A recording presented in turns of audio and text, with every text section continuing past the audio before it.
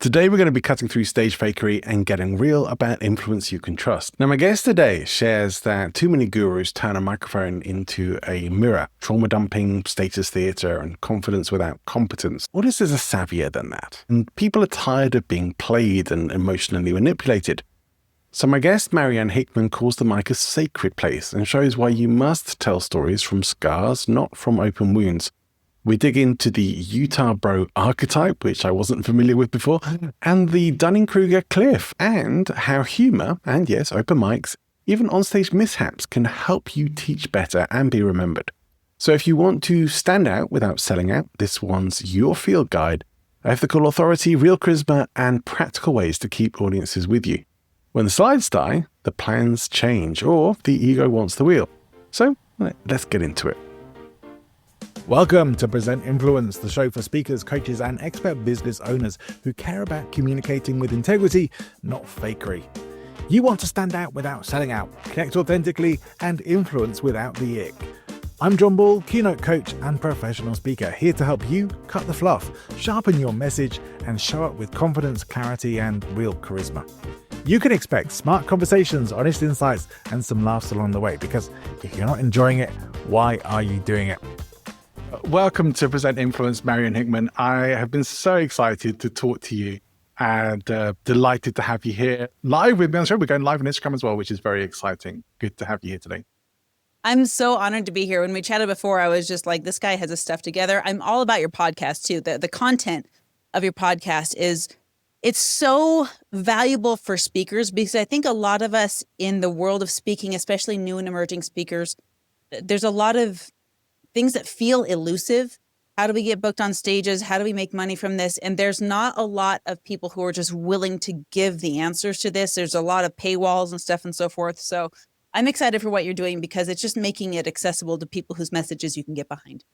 I really appreciate that. I also, my part of my goal, my hope as well, is that we're also equipping people with some of the skills and ability to grow and develop in how they deliver that as well, and what they do on stage. Making the magic happen even more successfully, which is a wonderful thing to see. And I do hear from people sometimes that is what they get from the show and enjoy that. So I really appreciate that feedback. Good. Let me ask you, what this is maybe a tough question to kick off, but I think you can handle it.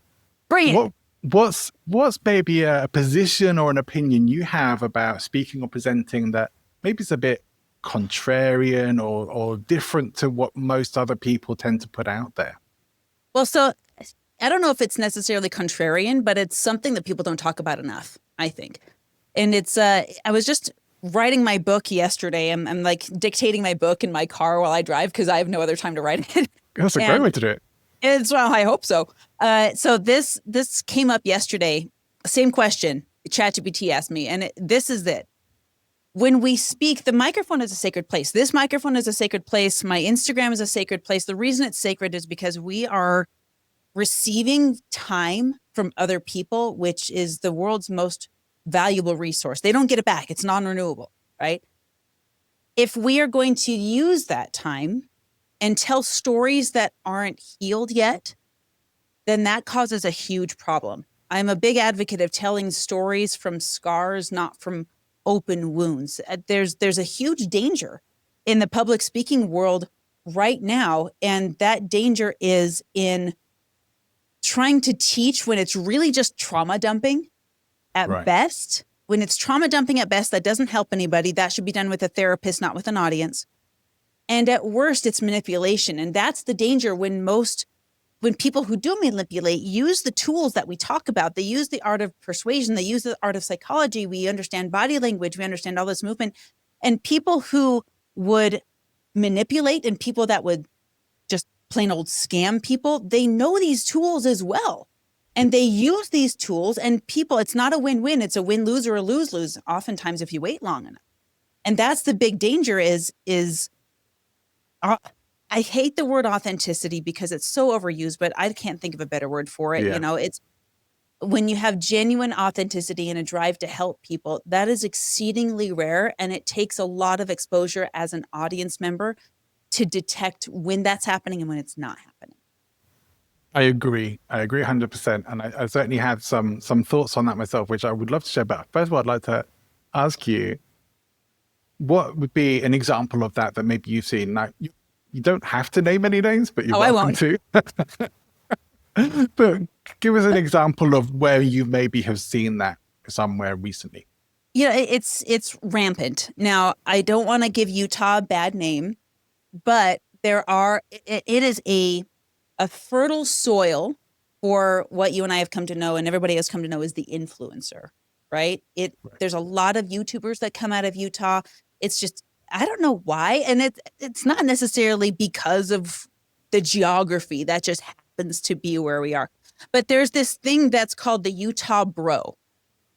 Okay. And you'll know it when you see it. And if there's anyone that's watching live, I know you know what I'm talking about if you live in Utah, right? It's the Utah Bro that will put on the persona. They usually have like a mustache and no beard, because BYU is really weird like that. They wear tight gym shorts, overly baggy shirts. They're huge and they're all about sales. And it's really sad because there can be a lot of good done by people who fit that demographic. But unfortunately, that demographic can be easily stereotyped into people who will self-aggrandize. What is the word? Aggrandize? Aggrandize? That's the one. Yeah. That's the one. Self-aggrandize. And you can tell when they get on stage and they're all about themselves. They're all about being the loudest one in the room. They're all about being the look at me, look at me, look at me, instead of look at you. Look at you, look at you. And that's an easy way if you're calibrating and you're in the audience saying, oh, who am I sitting in front of right now? I believe there's something to learn no matter who you're sitting in front of. I will say that. And I also have to admit that I have been on the wrong side of this before. I took training and I watched that and I thought that's how it was supposed to be, until one day I was walking through an event. And this is an event where I was speaking, I was emceeing. And this event, they hired a security team for the speakers. Now, was that necessary? I don't know. But it made me feel really cool. And it made me feel really special. And I was walking through the lobby with this was insane, John. I felt like I was like the president or something. There was a security guy in front of me, one on each side, and the security guy behind me, as if there was some like threat, which there wasn't. What that did was boosted my ego and also separated me from my audience. It separated me from the person that paid money to come get help. It separated me from the people who spent their last dime and their last time, maybe even got fired from their jobs. That's happened, to come to an event where I was speaking. It just left me with a sick feeling. And I was just recently reading, how we all just binge on Instagram. I was recently reading about Keanu Reeves. Yeah. And how he is the type of person, I hope I can meet him one day. He's the type of person who doesn't bring a media team with him. He's out there eating with the homeless on the street. He takes the subway to work. He donates many of his funds. Robin Williams was the same way. On every show he was on, he required that at least a certain percentage of the people who worked on the show be hired homeless people so they would have a job local in their area. We can all detect this. It's part of the gut feeling that we have. Trust your gut. This is one of my primary lessons I teach my kids. If your gut's saying, ask questions, look into, is this person on the stage, the same person they are on stage and the same person they are at home? And that's hard to tell sometimes. But if your scamometer is going off, just pay attention to it and be discerning for yourself without judgment if you can, but be discerning for yourself. Yeah. I don't know if that answers your questions or not. That's my soapbox on that. Thanks for coming to my TED Talk. I love your answer. And I agree. And one of the things that was very important to me with this show when I created it was wanting it to also be a platform for helping people to develop their critical thinking skills and to have healthier skepticism about things. And I was doing some videos last week about always asking questions and why it's been so important to me to always ask questions. And that attitude has taken me on quite some journeys in my life. But people don't seem to get too excited about seeing critical thinking skills. Oh yeah, that looks like fun, So it's something that I like to inject into the show at various times. But a lot of time, I don't think it's one of the things that would necessarily draw people in, or a very, very, very niche audience for that.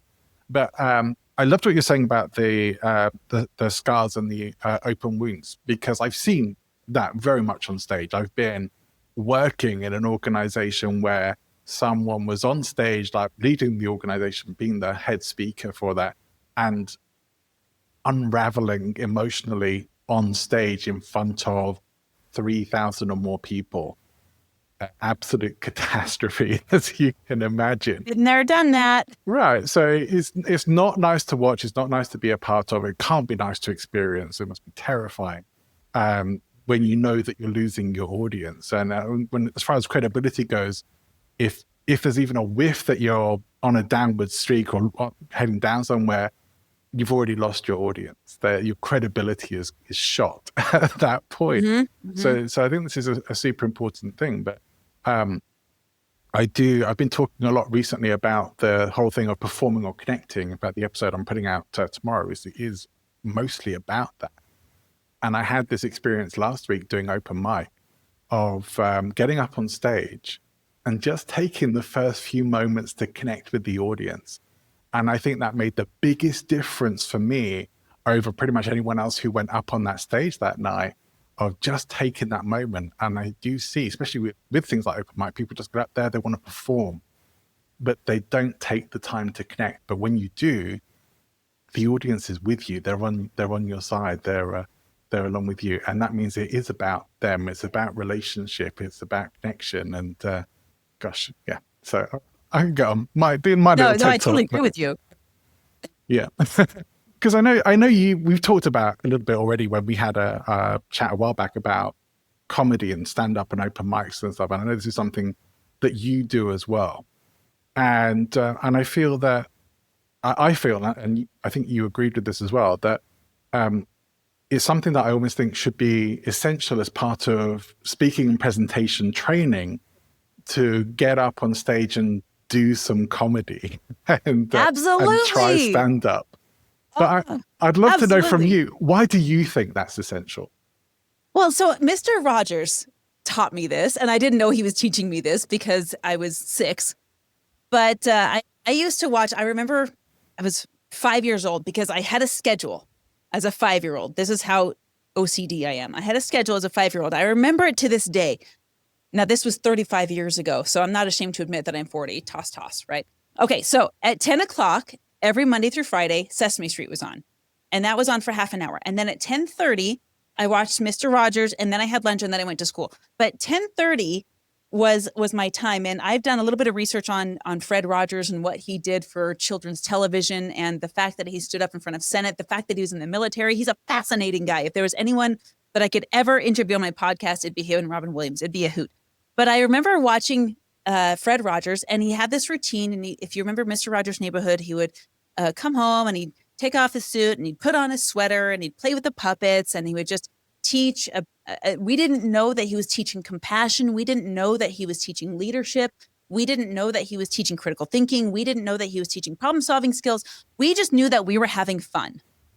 We knew that we were watching that little trolley come through and toot toot and just take over the experience. And Fred Rogers understood something. He said, we learn better when we're having fun.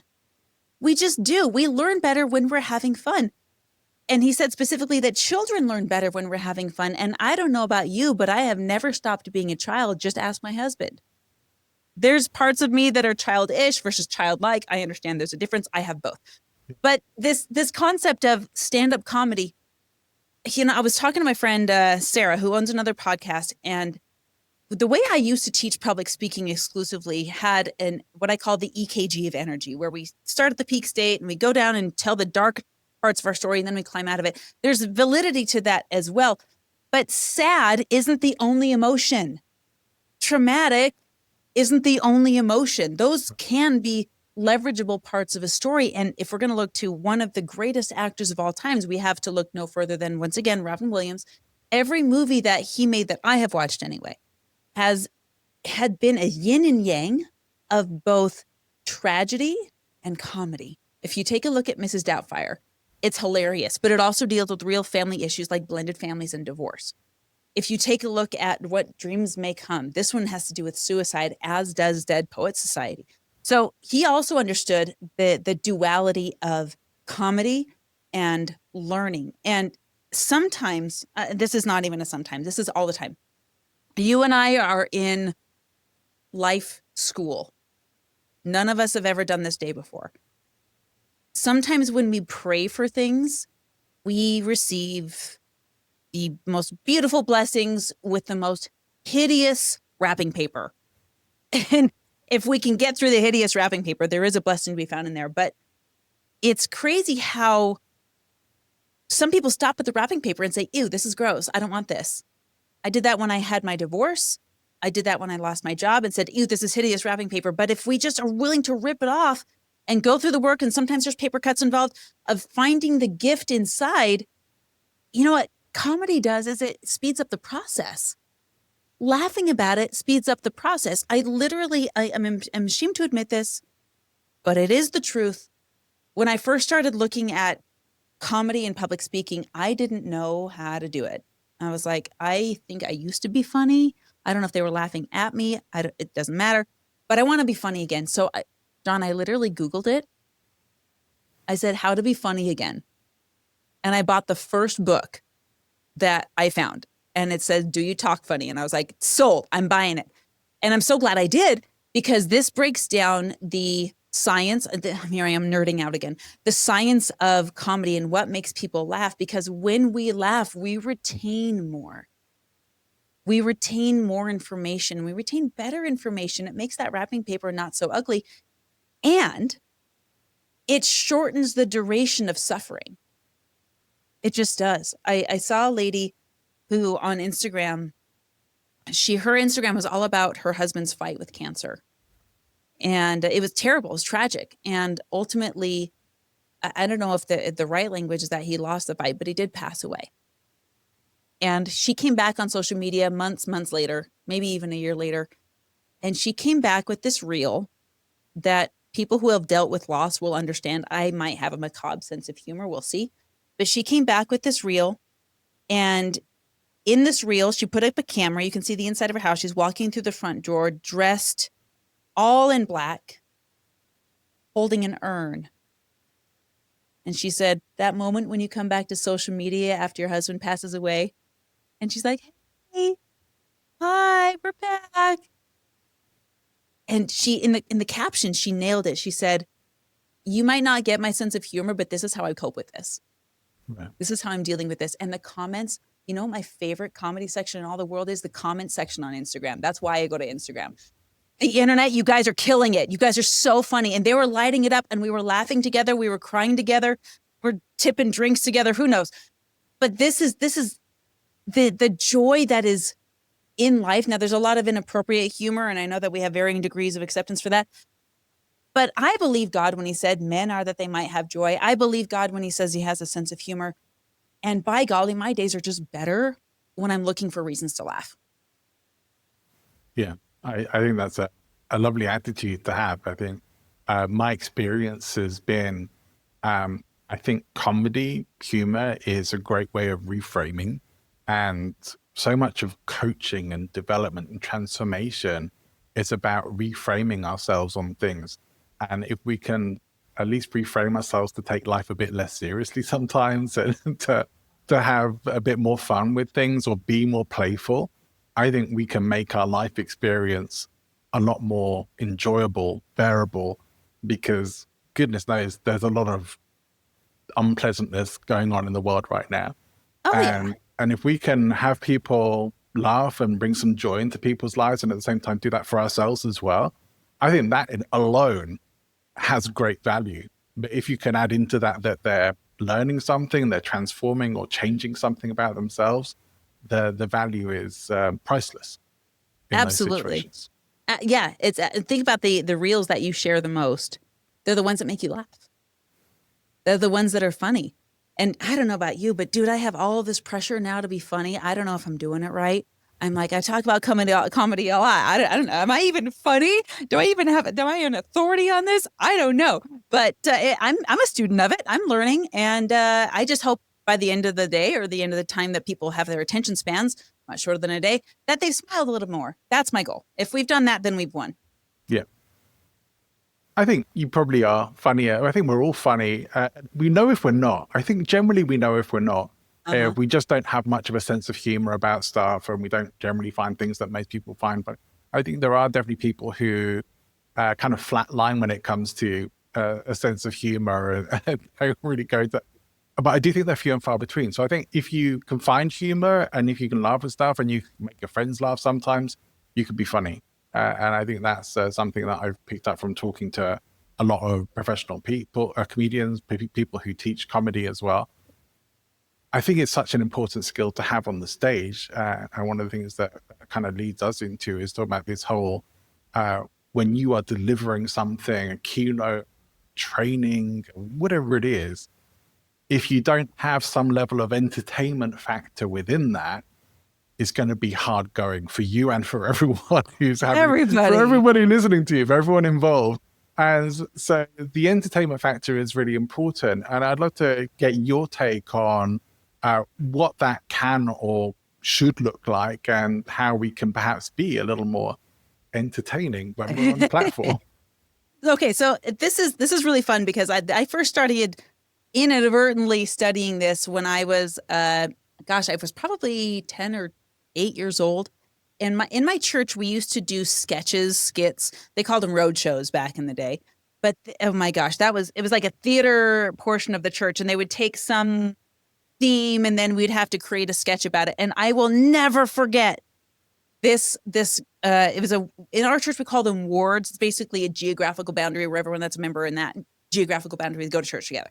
So it's a different ward, and they had this sketch about these time traveling outhouse.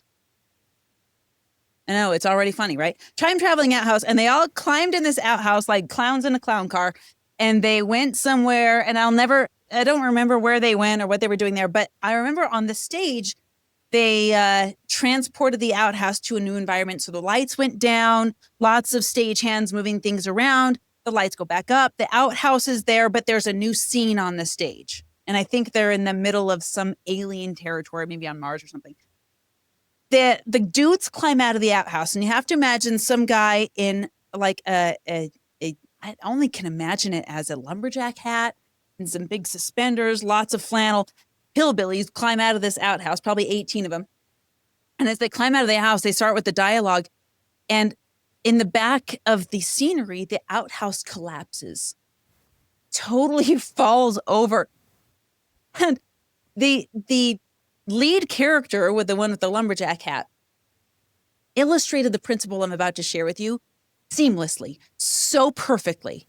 And the principle is that of yes and. This is the yes and principle. He looked over at the collapsing outhouse, kaboom. The silence was so beautifully awkward. He milked it for all that it was worth because the audience doesn't know at this point if that was intentional or not. Right. We have no clue. And instead of breaking character, he's like, well, guess we're not going home. The audience laughs, and we learned later on that was a complete accident. It was a freak accident. That wasn't supposed to happen. And he built it into the storyline, successfully implementing this principle of yes and. And this is where it gets so fun in stand-up and in banter and in improv comedy. When someone introduces a scene, and you can watch this if you watch Whose Line Is It Anyway, one of my favorite shows. When someone introduces a scene, going with it introduces that level of comedy because there can be a lot of humor in the unexpected. So if I'm on stage and my slides fail, how do I yes and? Yeah. How do I say yes and? I'm not trying to lie or, say that I meant for them to die, but if I go with it, then it can either be successful or funny and successful, which I'm going to bring in the funny if I can. So there was a point back in, it was probably 2015. I was teaching a group of people. I used to do a morning power hour, which basically meant I was on stage for an hour. We do this really chill meditation, and then we shift into body movement. And what I liked to do is get the audience to do 100 jumping jacks. I later learned that was a bad idea because there was one man in the audience who suffered a seizure. He was fine, but I didn't do that again. Anyway, so we were doing 100 jumping jacks. Now, one thing, ladies, if you're listening, don't do this. I have had 5 children, okay? And any woman that has born children knows that you're not built like you were before once the after happens. I had 5 children at the time, delivered 5 children. You know where I'm going with this. All over the stage. Anyway, so I had 2 liters of tea right before I did. Yeah, see, you know where I'm going with this. Yeah. 2 liters of tea, doing 100 jumping jacks. I'm getting into jumping jack 1920 and I'm starting to feel the pressure. And so I stopped the jumping jacks just to walk around the room and motivate. But then the guilt hits me. I'm like, oh, if I'm making my audience do the jumping jacks, I have to do them with them. So about jumping jack 40 and 50, I'm back into it again. And the pressure is no longer building. It is releasing. Oof. And I'm just praying that my jeans are dark enough to hide the flood. It was like Noah and I, we get each other now. Like this flood was unstoppable. It was complete. I'm pretty sure it still smelled like chamomile. I was, oh my gosh, I was mortified, but I had 20 minutes left on stage. What am I going to do? Am I going to say into the microphone, sorry guys, I just peed my pants, I got to go? I just stuck with it. I kept a distance from the audience because I was really afraid about the smell. I was nervous that they would smell it and that would steal my credibility. But that's not even the funniest part. The funniest part is when I got off stage, I called my husband and I was like, don't ask questions, just bring a change of clothes. I was so mortified. I didn't want to tell anyone. So what's the first thing I do? Grab my friend Heather. And I said, Heather, you're not going to believe what happened. You can't tell anyone, but I just peed my pants on stage. And then I go to my next friend, Stacy, you're not going to believe what just happened. You can't tell anyone, but I just peed my pants on stage. And then I grab my friend, Travis, you're not going to believe what just happened. Don't tell anyone, but I just peed my pants on stage. And by then I've told like 30 people, don't tell anyone. And so now this story that I was so mortified by has now become one of my funniest moments, because what could have been really, really embarrassing lost all of its embarrassing power because I just owned it and made it funny. And you know what? Stage fright has no power over me anymore, because if you can do that, nothing scares you on stage. Right. I think that's super, super important. I would be mortified as well in that situation, but I hope I'd be able to turn it around like you did. Gosh, you're making me think of an interview situation I had years ago now where something similar happened to me before the interview. I still got when the your job. screen goes dark and you just abandon ship. I got the job, so it was good. So something worked.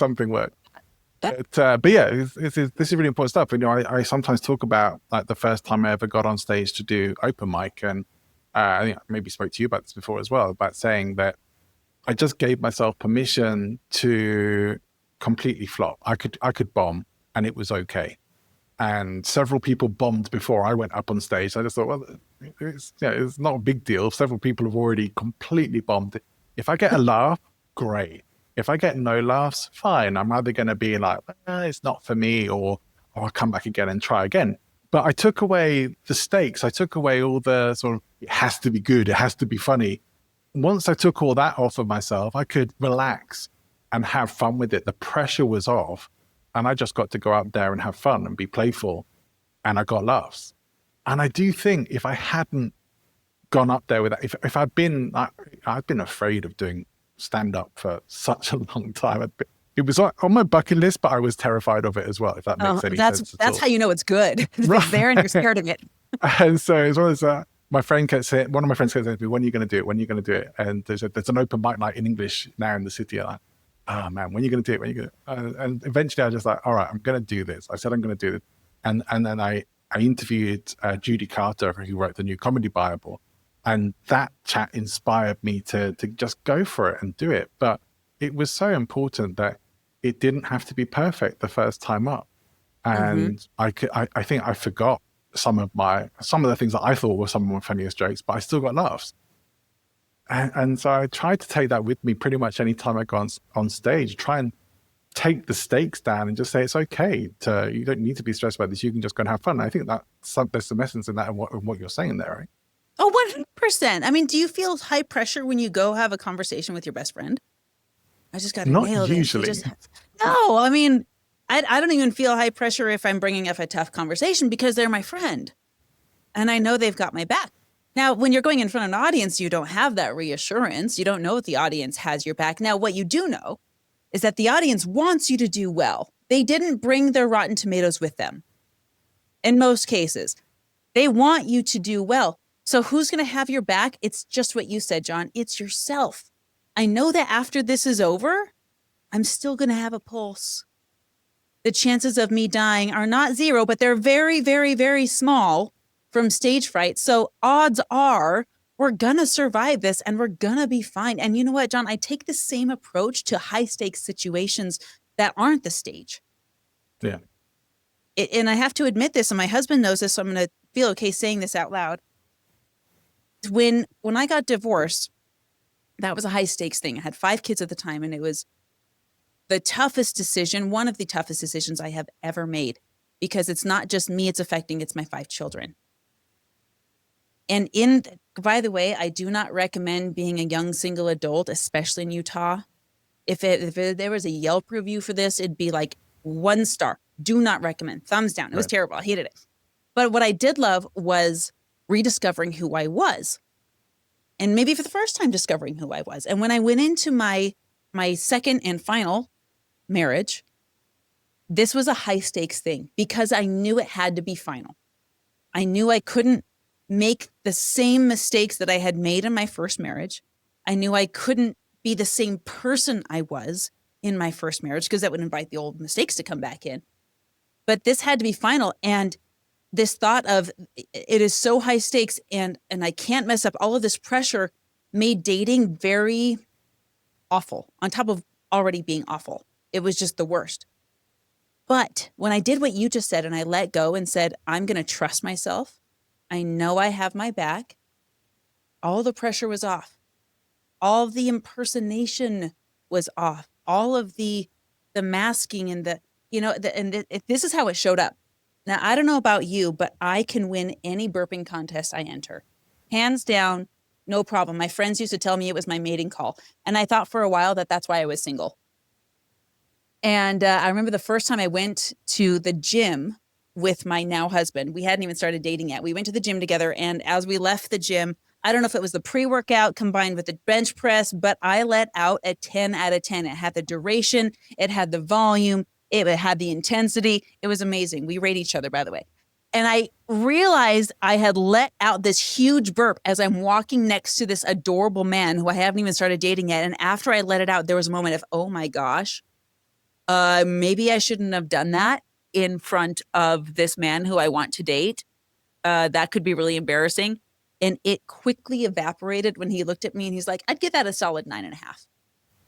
And I was like, I found my person. It was my mating call. This is epic. So all of that to say, just this release of pressure that you're talking about, it's okay to be yourself. And guess what? Yourself is going to mess up. But do you have enough compassion for yourself to be like, that's okay. Pick yourself up, dust yourself off, and let's move on. Yeah. These too many things in life too many times where we hold ourselves back for fear of what other people are going to think of us. And yet, when we own who we are, when we are confident in who we are, and we just show up with that, and as you say, let go and be yourself. And some people are going to like it, some people aren't. And that's exactly it. That's how you find your people. That's how you find the right people to be getting up in front of. Not everything can be for everybody. Like perfumes or colognes, it's like can smell great on one person and can smell horrible on someone else's. It's someone so else. And so not everything is for everybody. And that's true with us and our personalities. And I do think it is this trying to be for everybody or trying not to upset anyone or rock the apple cart or just trying to be this image of who we think we're supposed to be instead of just being ourselves that stops us from being able to connect, turns everything into a performance instead of just being on stage. Yeah, absolutely. And I think it comes from a deep, empty container within us of not liking ourselves very much. That's why we're seeking for it from other people. I want to be likable because I don't like myself. People don't know the end of that sentence. Right. And there is that whole principle of you can't give other people what you don't have. And Amen. this was one of those things that, I had to learn that in relationships. I had to learn that. I think a lot of people are looking for that with the love of their life, but they're looking for it in other places as well, of the validation, the appreciation, someone to get me, someone to fix me, or whatever it is. And you have to be that person for yourself. And it took me years to really get to that and figure that out. But also when I figured it out in relationships, I was also figuring that out on stage as well. I was also figuring that in how I connect to other people. It's like, all right, I am likable because I can like myself. I am lovable because I can love myself. I have that. I figured that out. Now I can have all the other stuff that complements it without needing it, without it having to be there. I'm a whole person without those things as well. Absolutely. Oh man. And you and I both know what it's like to sit in front of someone who desperately needs it. It's very off-putting. I'm going to use a very strong word that I watched when I watched Benedict Cumberbatch's Sherlock Holmes. Have you seen this series? Oh, I have. So good. He walks into the bathroom with this reporter and she's desperately trying to get his attention and get a story with him. And he walks up to her with the most mic drop phrase I've ever heard him say. And he said, just whispered in her ear, he said, "You repel me." And I thought, whoa, oh my gosh. Oh, am I repulsive? Am I repulsive to people? And you know what? I was worried about it then, and now I'm grateful for it. I repel people all the time. There are people that are repulsed by me all the time, and they're not my people, and that's okay. I don't need them to like me. The Queen of England, I don't think she would like me very much. I'm much too improper. That's okay. Well, I guess it doesn't matter anymore, but the King of England, he probably would have the same opinion. That's okay. I'm okay with my people. In fact, I love my people. And you know what? You mentioned earlier a friend of yours who reflected something to you and pushed something, he's like, go try it. You've been talking about it forever. Go try it. Yeah. Those are the people that I want to attract. The people that love me for who I am and love me for who I can be. And they nudge me there often. I like to hang around those people. I hope to find more of those people. Challenge you in the healthy ways. Yeah. Yeah. They said, well, you want this. Why aren't you going and getting it? Whoop. Yeah, I agree. I think it's so good to have those people in our lives. And I think if you're the person who's doing that for everyone else and you don't have anyone doing that for you, you need to get into a room where you're not, where there's people who can do that for you. Because I think too many of us, we can get into a service attitude sometimes where we think we have to be the person who's give for everyone else. But especially as speakers. Right, especially speakers. But we have to fill our own cup as well. And I think that can be very hard for speakers when we're often working remotely, we're often traveling, there's all times where we're not always spending our time around other people. We have to probably make an extra effort to have those things in our lives to some degree, but they are out there if we're willing to put in the work to find them, and they're completely worth the investment of energy and time to do so. Well, I think that's an integrity play. How on earth can we get up on stage or on a podcast or run our own event as speakers if we are not students in a different room? Yeah. That seems like how dare we? How dare we be so presumptuous as to say, I've arrived and I'm only leading now and I'm not following. No, that's, in fact, if we're in the audience, that's a hallmark, something to watch for. Ask a speaker who their coach is, and speaker who's not threatened will tell you. Yeah. Do you feel there's something that I've noticed, and maybe you have as well, that there is less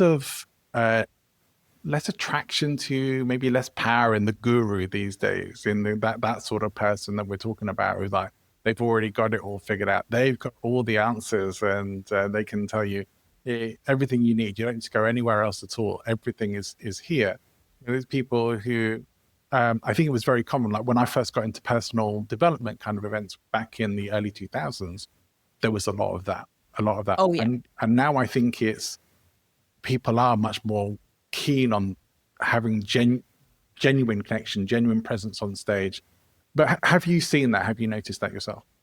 I think Tony Robbins started the avalanche of the guru when he put out his Netflix special, I'm Not Your Guru. Right. Of all of the people in the world that say that, his had the most impact because he is the man, the myth, the legend. He arguably started the life coaching industry as the first. I don't know if he was the first, but definitely the biggest and most well-known life coach. And when he put out that special that said, "I'm not your guru," you don't even have to have watched it to have the impact of that message hit you like a ton of bricks. And this bro thing I was talking about earlier is the antithesis of that. It screams, "I'm your guru. I have arrived. I have all the answers." It's in its worst cases, people are basically saying there's no difference between me and God. Hello. I've heard people say that from stage. It is absolutely insane to me. And that the tragedy of it is that some people fall for it. Like, no, you're fallible. You're human, just like the rest of us. And the people that we as speakers, when we get on stage, now I did talk about speaking from scars instead of wounds, but here's what to say. Like, we all have open wounds that we're working on all of the time, but don't lie to us and tell us that they're closed scars. Don't lie to us and say, "I've already healed from this and know exactly what to do," when you haven't.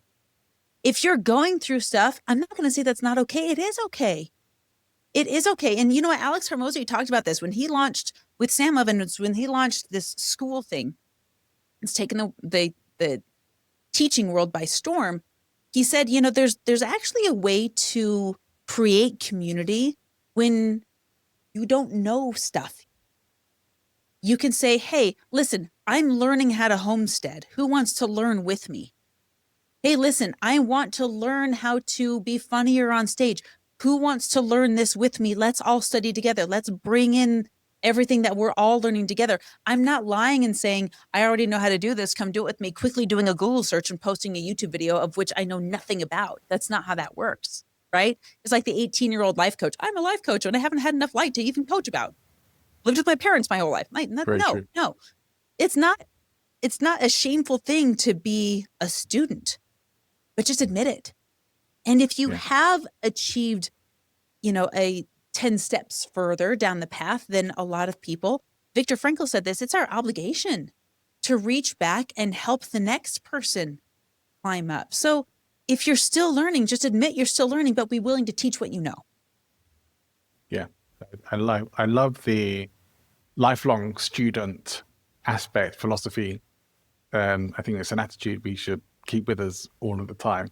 And I've seen this in martial arts. I studied. You read my mind. We just shared a brain cell there for a second. Cool. But I studied ninjutsu, Japanese martial arts, for a long time. And something I hope to go back to if I can find a club near enough. But I went to Japan to study with the masters in Tokyo. Yeah, it was a wonderful experience. And so I got to spend time with the masters there and the grandmaster of the ninjutsu dojo there, who I think is still alive, like not teaching anymore, but in his 90s.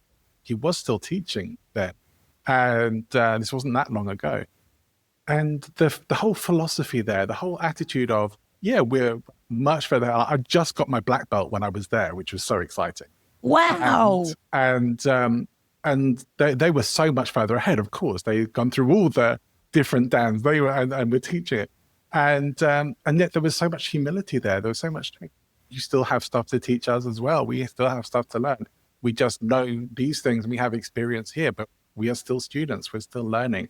And I love that kind of humility. There was no guru-ness about it, even from the grandmasters. Like a lot of respect for him and awareness of his ability and his teaching over the years, but no arrogance, no, look at me, no, I have all the answers. It was very, very gentle, very, I was going to say demure then, but it was just very, very gentle and very philosophical. And it was a wonderful experience. It was an eye-opening experience. I thought that's how I want it to be all the time. Yeah, I heard, and I wish I could remember the source on this. I can't remember if I heard it from stage or if I read it in a book, but the martial arts philosophy, man, I wish I knew not the guru, I almost said the wrong word, the grandmaster who said, "When I die, bury me in a white belt." I don't want to be buried with my black belt with all my black belt rankings. I want you to bury me in a white belt to symbolize that I'm still new at this. Even when I die, I'm still new at this. There's so much to learn. And that white belt mentality, it's humbling, isn't it? Because a white belt, when you go into any dojo, a white belt, for those of you that don't know martial arts, it means that you're the new kid. You haven't ranked up at all. You haven't earned any status. You haven't earned any medals. You haven't beat anyone up yet. You probably can't defend a sheep, but you have a white belt, but you're there and you're learning. And that white belt advertises that you're new. Yeah. And it's another way of saying, I hope to always be the dumbest kid in the room. I do, because there's so much to learn. And you know what's really cool is if you have that same mentality from time to time and you go into rooms and you just sit and listen, and you don't have to be the last one to have the last word, and you don't have to be the speaker on stage. Sometimes the most effective speakers are silent most of the time. Right. I just made that up. That goes on a shirt. You heard it here first. Yeah, that's right. Link in the comments. But 100% that there's a humility and a vulnerability to that as well. Whereas I think people do put on this armor of they need to be perfect, they need to be invulnerable, they need to be like so just beyond confident that they're unimpeachable. And I do think there is just a level of which we are very probably need to go over as a society, but we are very easily convinced by somebody's confidence. Oh, yes. If somebody says something very confidently, we are more likely to believe them than somebody who maybe is a little questioning about it. But yeah, well, it's the Dunning-Kruger effect. Right. Did we talk about that before? I thought we did. No, I don't think so. So the Dunning-Kruger, you're familiar with this term? I am. Okay, so for those of you that aren't, I wasn't. The Dunning-Kruger effect was founded by two very German scientists, obviously, and they learned this from deduced. How do you do an effect? You make it up. I don't know. But they observed a man who covered himself in lemon juice and then went to a bank to rob it. Yeah. And when they arrested him, they were just like, listen, we caught you. I kind of feel bad for you. I can only imagine that conversation. Like, sweetheart, what's going on? Like, what did you think you were going to get away with? Well, he said that invisible ink, if you've watched any Nicolas Cage movie, you know that invisible ink is made with lemon juice. So he thought, if invisible ink is made with lemon juice, then if I cover myself in lemon juice, maybe the camera. And Dunning-Kruger looked at this, and I can only imagine those conversations. But I'm like, we've probably seen this more than once. Maybe not with lemon juice, but with other things. I bet there's a trend here. So they do what the brilliant scientists do when they create this map and they observe stupid people doing stupid things, ask them why they did it. And it's because exactly what you said. Their confidence was on the y-axis very high, and their experience was on the x-axis very low, just enough to get themselves in trouble. And at the peak of this Dunning-Kruger effect is when you act with peak confidence and so little experience that they literally call it the top of Mount Stupid. This is when we speak so confidently about something we know nothing about, or worse, cover ourselves in lemon juice, literally or proverbially, and do something stupid. And what happens is we get gobsmacked for it. Sometimes it means people get embarrassed, or sometimes it means they go to jail. And then they go to this valley of despair. And the only way to get sustainably out of it is to educate yourself. Yeah. And that requires silence, and it requires listening, and it requires experimenting, maybe with, you can have some confidence, but at least some measure of humility. You can have confidence and humility in the same pill, by the way. Yeah. And then climb back out. And you will find that the people who have exited and climbed the real mountain of knowledge, and even more so wisdom, which is knowing when to execute that knowledge, do so when they allow their actions to only exhibit themselves when the confidence and the knowledge match. That is the exit strategy. I do feel like this is one of the influence principles that Cialdini should have covered. Is that? It is that case of, if there's a fire and someone's confidently saying, go this way, and someone who's actually the fire marshal maybe is saying, oh, come, follow me. You're going to follow the person who's confident, like, go this way, even if they're leading you into a dead end. That's where we are kind of wired. we can certainly leverage that ourselves, but this is one of the reasons why so many stories or personal experience, kind of anecdotal things, are taken as true or confidently believed because they're delivered with confidence. This is my experience, right? Yeah. Oh, can I tell you about this time that I did that? Oh my gosh. Okay, so I was very single. And I was like, I need to go out and meet people. There was I don't know, they do this where you live, but here they have these kind of murder mystery parties. Yeah. No actual murder involved. But what they do is they invite all of the guests, you buy a ticket and they feed you dinner. And then they have a bunch of hired actors that act out a scene. And the fun of it is in solving the murder, making the accusations and so forth. And so I went to this event, again, very single, went by myself, dinner for one at a table of 8. And I was very late to the event, probably 20 minutes late. And I was like, oh, I don't even know if they're going to let me in. They did. And so I arrived to my table late. And that was my first tool.